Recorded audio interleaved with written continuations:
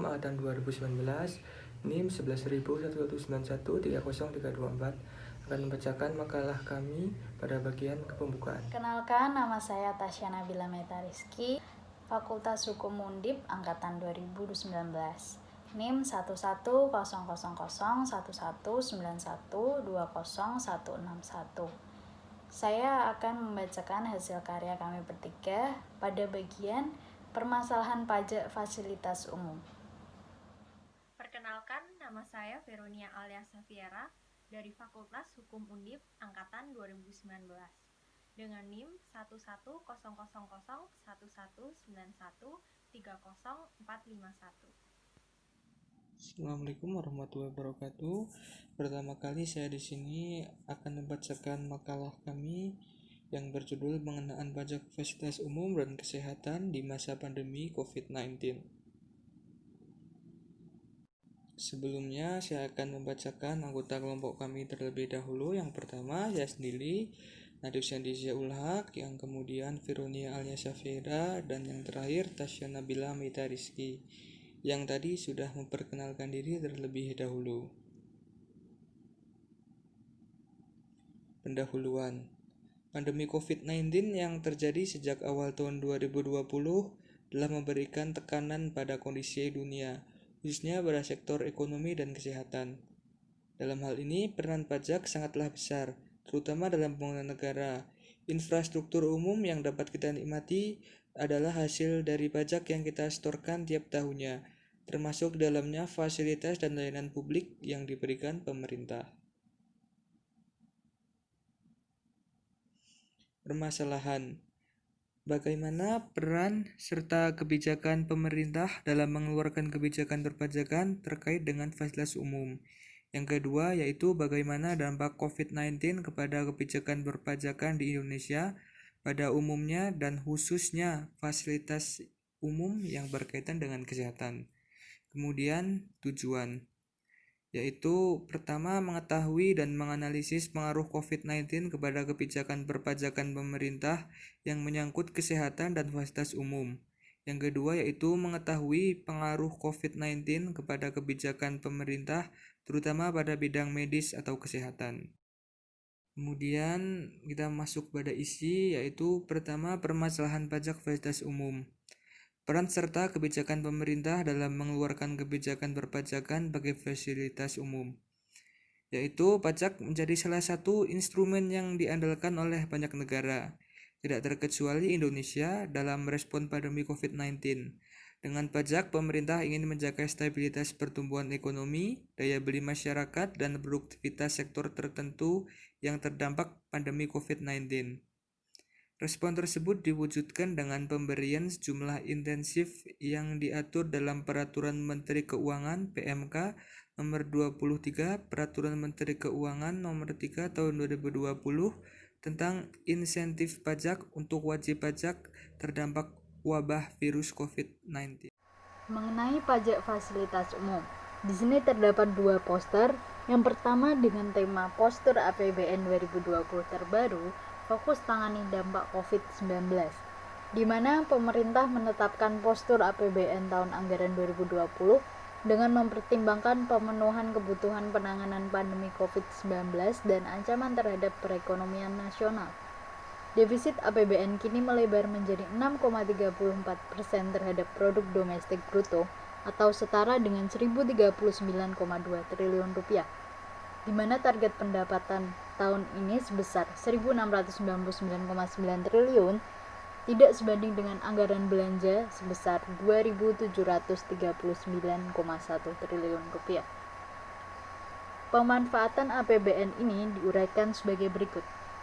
Pertama, fokus kepada perlindungan sosial. Kedua, mendukung UMKM. Ketiga, insentif bagi dunia usaha. Keempat, mendukung sektor keuangan dan perbankan. Yang kelima, menahan laju kemiskinan. Serta yang keenam, mengurangi jumlah pengangguran. Dikutip dari pembicaraan Menteri Keuangan RI Sri Mulyani, yaitu seluruh APBN difokuskan mengurangi tekanan berat, jadi diharapkan masyarakat, dunia usaha, dan daerah bisa mulai melakukan pemulihan kegiatan ekonomi. Serta poster yang kedua mengenai penambahan dan pembiayaan APBN untuk penanganan COVID-19. PPh 21 mengenai pekerja sektor industri pengolahan dengan penghasilan maksimal 200 juta setahun ditanggung pemerintah 100%.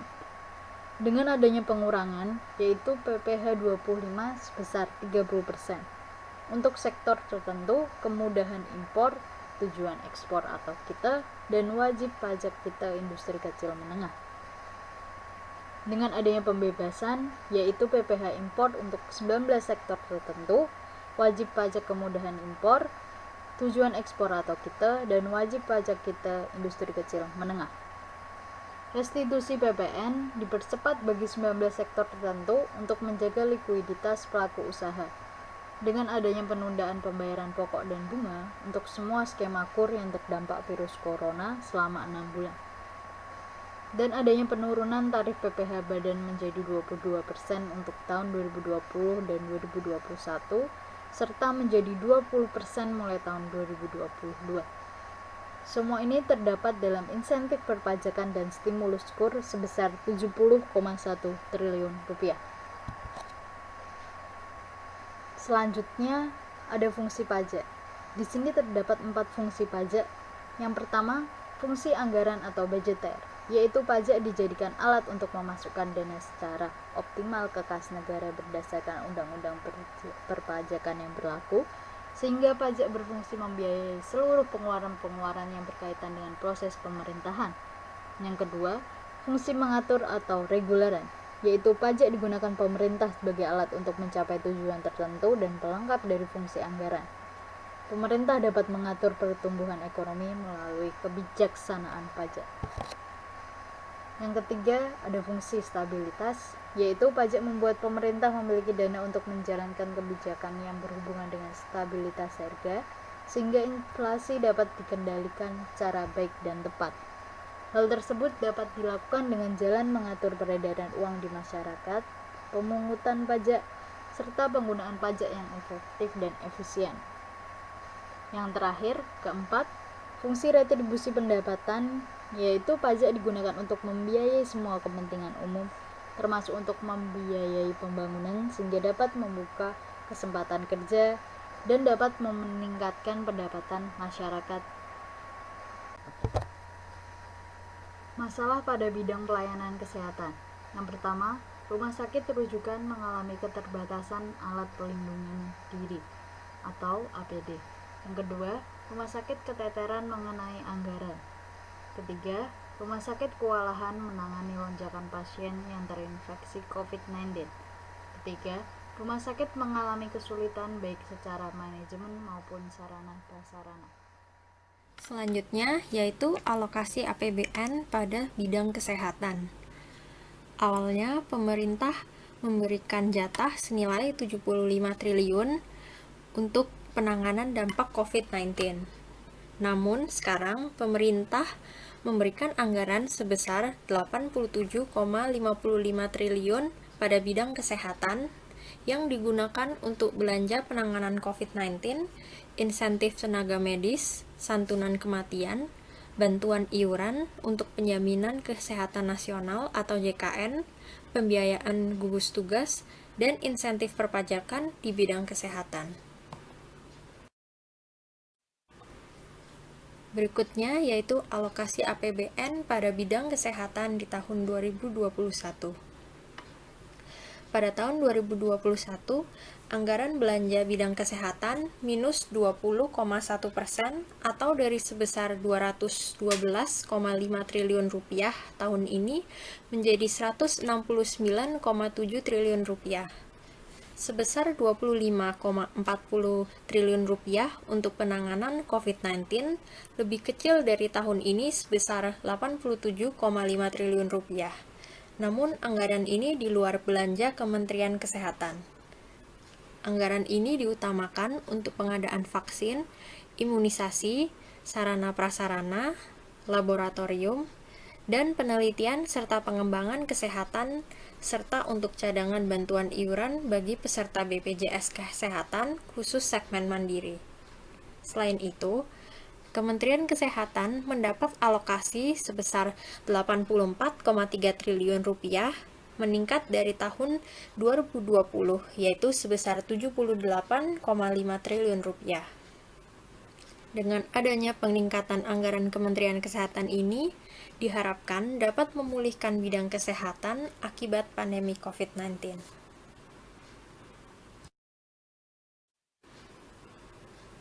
Yaitu selanjutnya simpulan dan juga konklusi. Yang pertama, untuk dapat survive pada masa pandemi COVID-19, pemerintah Indonesia telah merespon dengan menggunakan instrumen pajak relatif progresif, di mana pemerintah menggunakan pajak untuk memitigasi efek wabah virus COVID-19 terhadap perekonomian.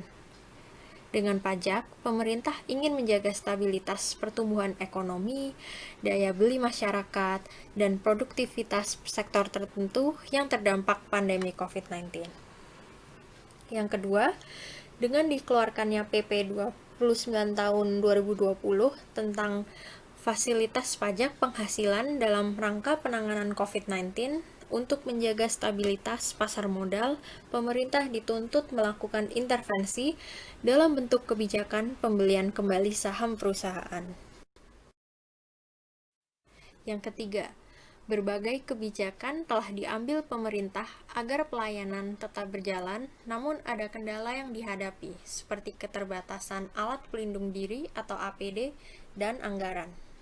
Oleh karena itu, Presiden telah mengeluarkan Inpres nomor 4 tahun 2020 yang sebagai dasar hukum bagi pemerintah daerah untuk menggunakan alokasi anggaran yang telah ada untuk kegiatan-kegiatan yang menangani kasus COVID-19.